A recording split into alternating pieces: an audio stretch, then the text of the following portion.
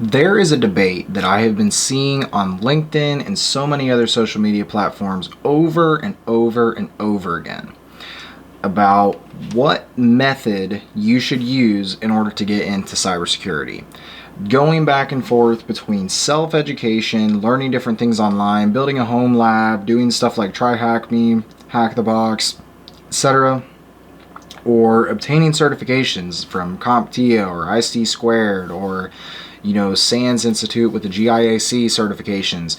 Maybe you want to go through a boot camp, or maybe you want to get a college degree. Many different people have very strong opinions on every one of these different things, and I want to take this video to just break down some of those options for you, and I want you to think about what might be right for you and a way that you would be able to go through these different things. So to start out with, let's talk about what all four of these are. So basically, the self-education model would basically be you taking time to learn all the information yourself. Find an area that you can focus on, do something that's tailored to you, rather than going through a whole curriculum of things that you might not be that interested in, or going through all these general education classes that you'd have to do if you're going through a bachelor's degree. You just do it all on your own. You learn Splunk, or you master Python, or you master penetration testing, or whatever. You focus on that, and then take your skills to an employer specifically for that job, and based on all the different things that you learn, you hope that you can get an interview and get in the interview room, because you know that once you get in the interview, you will nail it. Moving on to the second one, basically just trying to stack up certifications and earning all these different certifications and different things like that, and then showing those to an employer, proving your education.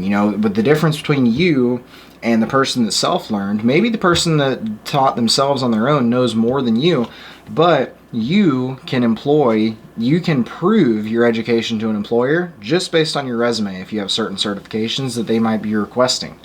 Also, you've got the idea of going through a boot camp.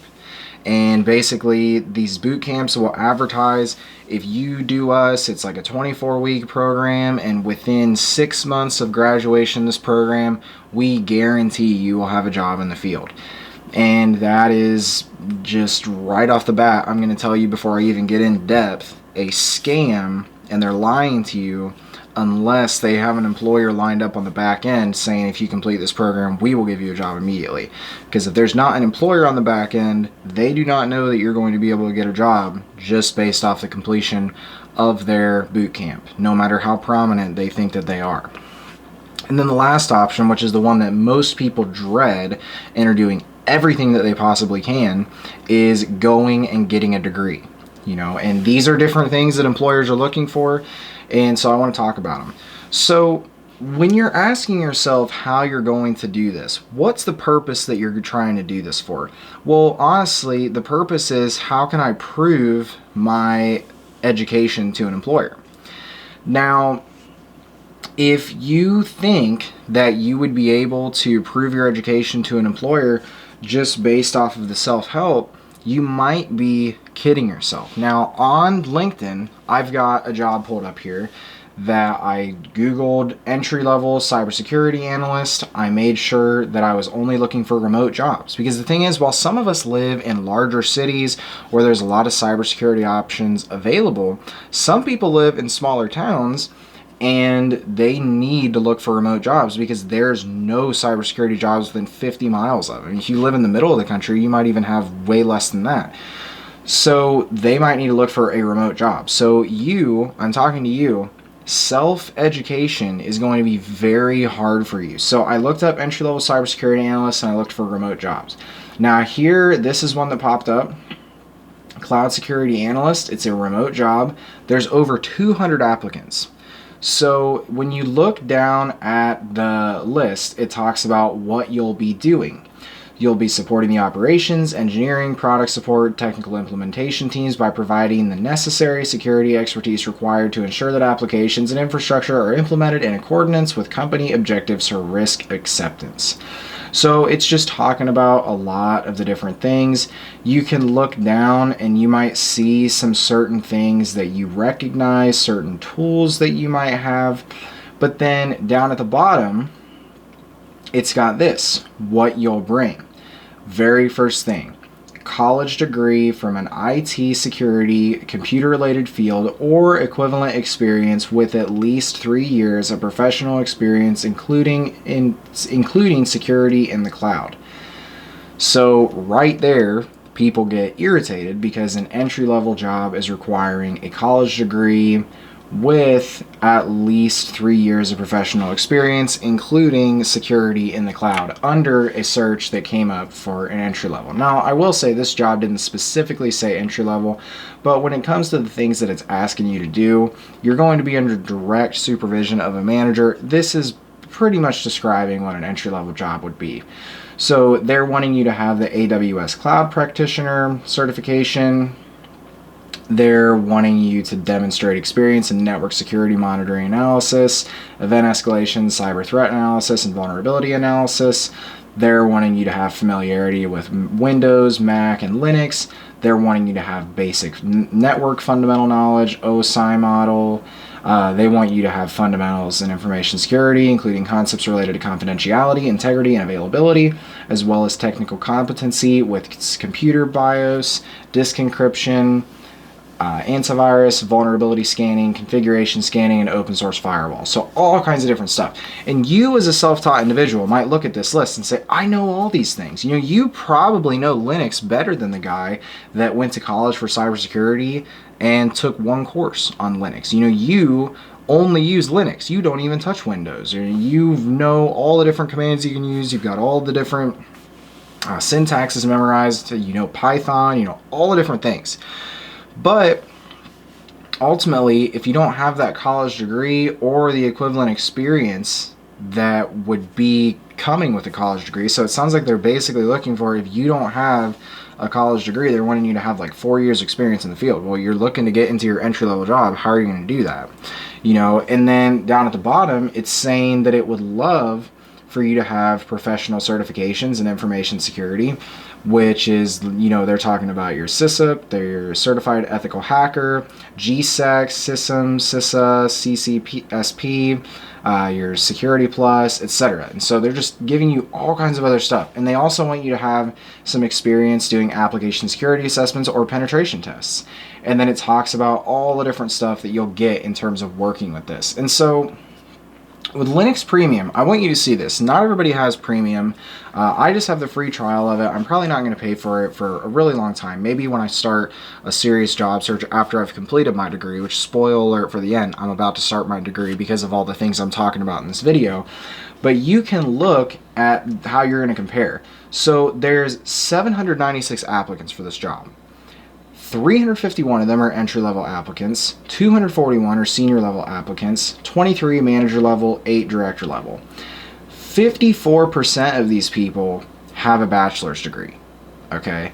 28% have a master's degree, 8% have an MBA, and 10% have other degrees. Now, this job said college degree or equivalent experience. When it comes to 796 people being analyzed for this job, you're going to have a lot less of a chance of even getting an interview or having your application taken seriously if there's not a college degree on there. You know, you can look at the hiring team. We can show all the different people. It looks like there's 2 people. So basically you've got one, this is a talent acquisition manager. This is a strategic IT security and thought leader. So he's a guy who seems like he knows a lot about it. She may know a little bit about cybersecurity. Maybe she doesn't. Maybe she's just the HR manager and just somebody that's kind of over him. I don't know how the whole dynamic works, but they're hiring. You can contact them, talk to them about trying to obtain this job. But basically, how are you going to prove to them? How are you going to stick out someone who's strictly only self-taught to a team when there's literally 800 people that have applied to this job? It's going to be really hard.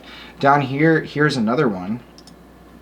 This is a remote job, and it's a cybersecurity analyst job, full-time, entry-level. And when you look down, this is actually a really friendly entry-level job. And you can see that they don't even ask for a degree. You know, so if you're a self-taught person, you love this because you see it and it's like everything that you've been dreaming of. And being able to have it, it's just asking you to know Splunk, basically. You're mainly going to be analyzing alerts through Splunk and knowing how to use their SIM. And you can do so much of that learning on your own through platforms like TryHackMe and other stuff. All it's asking for you in order to get this job is basic cybersecurity skills, general understanding of servers, applications, LDAP, DNS, IP addressing, subnetting, ports. And this is just ridiculously basic stuff. I mean, if you've been learning cybersecurity for a while, that should be like the back of your hand in terms of knowledge of like IP addresses, DNS servers, LDAP, subnetting, ports. You know, if you've specialized in learning Splunk and you know how to do it all, knowledge of Python and PowerShell, you know, especially if you spend a lot of time on TryHackMe, you know, you probably know how to access Python and PowerShell and all these other things. So, you know, you might look at this and think, this is a friendly job description. This is something that I have a real shot of getting. All right, well, you know, look down at the premium thing that I have and see what you're going up against. 836 applicants with 38 in the last day. And this job was posted 6 days ago. You know, so in 6 days, they got 836 applicants. And again, we can look down at the seniority level. 375 of these people are strictly entry level. 196 are senior level applicants, 14 manager, 12 director. 55% of these people have a bachelor's degree. That's not even something that's required, but 55% of these people have a bachelor's degree. 20% have a master's degree. You know, 10% have an MBA and 15% have other degrees. So this is saying you're going up against some real serious stuff here, and it's going to be hard for you to compete because you've got 836 people that you're going up against. Now, yeah, you can send her a message, you can try to tell her why you would be the better choice, but there's been hundreds of people that have already done that. You know, if the only thing you have on your resume is basically just a perfect resume for this job, that you know this and you know this and you know that, to be honest, depending on the person that you're dealing with, if you don't have an industry recognized certification showing that you know Splunk, and there's certifications out there that can specifically say that you know Splunk, or a specific certification that shows you know Python, or any of the different things that they're wanting you to know, if you don't have anything like that, how are you going to stick out and show them? And I'm telling you, through a resume, it's going to be very, very difficult for you to do that. Now, moving into the next part, when it comes to certifications, you know, going back to this one that we just looked at a second ago, it's saying that they would love if you have professional certifications in information security, like the GSEC, your CISM, your CCSP, your Security Plus, and different things like that. They would love it if you have these things. So this is basically them saying that they either want you to have a college degree or equivalent experience. Sometimes people will not make you have a college degree if you have a certification or a bunch of certifications that show that you basically have the same understanding as if you had a college degree. So they want you to have all these different things, and they would be nice if you can show them experience of application security assessments or penetration tests. So if you've done something like that, they would really like that. But again, 796 people. You know, if they're telling you that they want a college degree, how are you going to look if you've basically self-taught and you've got the certifications, but then you don't have the degree? Because 54% of the applicants have a bachelor's degree. So I'm not saying that basically it seems like you're not as smart as them, you're not as qualified. You might be the smartest person in the world. But I'm telling you, when these companies are looking and they're sorting through 836 people, just understand, it's, you know, you have the ability to apply for the job, but you're going up against 800 people. You've got well under a 1% chance of even being noticed by the employer at all. And it's going to take a lot more noticing. It's going to take a lot more than them just noticing you in order for you to get the job. Which leads me into the next thing. When it comes to boot camps or certifications, you know, I personally have done a boot camp. It was something that was provided to me from my employer. I didn't pay for it. Personally, I wouldn't recommend paying for a boot camp if it's not provided to you by your employer. There's tons of employers out there that actually will pay for these different things. So, check with your employer. You might actually be eligible. They might pay for one for you. But, just check on these things and see. But I'm telling you that when you're looking at something like this, you need to find a way to stick out. And I'm just going to be honest with you. This employer, and you know what, I could be dead wrong on this specific one, and I very well might be, but they're looking at 54% of their applicants that have a bachelor's degree, and they said that they want you to bring a college degree or equivalent experience. They're going to prioritize the people that have the bachelor's degree. In fact, they might even prioritize the people that have a master's degree, because it looks like almost 30% of these 800 people have a master's degree. So there's going to be a lot of people specifically trying to get this job, and a lot of people with a lot of qualifications. And I mean, literally, there might be people that have tons of these certifications when they're sending in this application, and it's very, very likely that they're going to have it.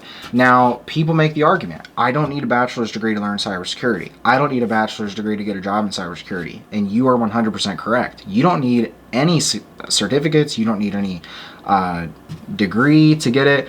But you have to find a way to make yourself stand out. If you're going to decide no degree, no certifications, all self-taught, then you better find a way to make yourself stand out. You better build up a big following on LinkedIn, and you better be active on the platform and sharing the information that you know and engaging with people and connecting with people, because on your own, applying to this job, you are going to apply to 100 applications, and I would be surprised with literally nothing. If you're applying with nothing other than just saying, I know the information, you would be lucky to hear back on one of them, because there's 800 people applying to these remote jobs. If you're finding one on site that's just something that's right near you, maybe you would be lucky and you would be able to land a job that's on site, and you're going to have a lot more likelihood of landing that. But even then, there's still like 50 applicants for a lot of these jobs if you live in a bigger city. So you have to find a way to make yourself stand out. So my answer to the question of which way should you go, the boot camps, the certificates, the degree, or just self-taught, my honest answer is that you need to find a way to make yourself stand out. If you think that getting a degree is going to make you stand out, then go for the degree. If you think that getting a specific certification is going to make you stand out, go for the certification. My advice on picking a certification that you should apply for is looking at employers near you, or looking at the remote employers, and see which certifications are they looking for. Down here, they're asking you to have professional certifications in information security, governance, risk, and or compliance, and they list off the CISSP, the CEH, the GSEC, the CISM, the CISA, the CCP, CCSP, and Security Plus, etc. There is not anything asking for the CISA Plus from CompTIA. I think that the CISA Plus is a fantastic certification. I'm going to get that certification when I start my college degree. It's something that's included in the program and one of the things I have to pass and obtain before I graduate. But there are not a lot of employers that are specifically requesting that certification. And so when you're looking into these different things, look for the certifications that employers are actually looking for. Don't go fill your resume up with a bunch of certifications that nobody knows about. Get your Security Plus, get your GSEC, get your Certified Ethical Hacker. Any one of these things. Don't just fill your resume up with a bunch of stuff that an employer might find irrelevant. When it comes to boot camps, just because you complete a boot camp does not mean that you're going to be able to get a job immediately. And honestly, there's so many people that are doing boot camps now, especially if you're going up against somebody that actually went and got a degree or anything like that. your boot camp is not going to make you stand out. I don't think that boot camps are completely worthless like some people might say. You can get a good network built out of them. You can relate to a lot of other people that have went through the boot camps. Some of them, they'll come with a mentor. The boot camp that I took specifically, I got a mentor through that program. I still talk to him on a regular basis even long after I've graduated, and I think that it can be something that's really helpful for you, but understand it's not going to guarantee you a job, okay? And when it comes to the self-taught way, here's my advice. I would recommend that self-taught needs to be at the top of the list of everybody's priority, but combine that with something. Combine that with certification that you're able to prove your education to an employer. Go get a degree in a competency-based program, for example, Western Governors University, like I'm about to do, and go through and, pay for a 6-month term and try to knock the whole degree out in a 6-month term. I think you can do it. If you really know your stuff as well as you claim to, go knock that out. Pair all these things together to create something that's going to stand out to the employer, because you're going up against hundreds and hundreds of people when you're applying for these jobs. It's very hard to get in this way when it comes to remote work, and so you just need to think to yourself, how can I make myself stand out to the employer? Because that's going to be the way that you make it in this industry. So I hope that you found this video insightful. I don't think that this is going to be the nail in the coffin of this debate by any stretch of the imagination. In fact, it might just spark a whole different conversation even further with this debate. So I hope that you consider it though. Take information on this. I get questions all the time. People are messaging me asking what they should do. Should they do a boot camp? Should they go get a degree? Should they get a certification? What certification should they get? A lot of people are wondering these things. I just wanted to give you my thoughts as somebody who's been doing this for a little while now and getting ready to start my degree myself, and just kind of give you my reasoning for why I'm going for that degree in the first place. Not because I think I need it, but because I just want it, because I see companies asking for it, and so I might as well go get it. There's all these people out there that talk about how easy getting a certification is or how easy getting a degree is. Well, here's my proposition to you. If you really think that it's that easy to go get a certification or a degree, which honestly, I think a lot of them, it is that easy. So I'm just going to go do it then. Rather than just sitting back on the sidelines and chirping and complaining about how the hiring process works, complaining about how outdated HR managers are, or complaining about how unnecessary a degree is, I want a job more than I want to complain about doing all these other things. So I'm willing to jump through the hoops to get to the other side and get where I ultimately want to be. And then someday, as I rise seniority in a company, maybe I can influence changing these things a little bit better. But in the meantime, rather than complaining about the circumstances that we've been given getting into this industry, we should just put our head down and go for it, get what a company is asking for. So I hope this video is helpful. I hope you thought about it a little bit and the things that I had to say. Share this video with people. Leave a comment down below. Give me your thoughts. Share it on LinkedIn or whatever. That's where I'll be sharing it, so you probably are coming from LinkedIn to watch this video. But thank you guys so much for watching. I appreciate it. Hopefully I'll get to some more Try Hack Me walkthroughs very soon, maybe even today. So thank you for watching. Hope to see you next time.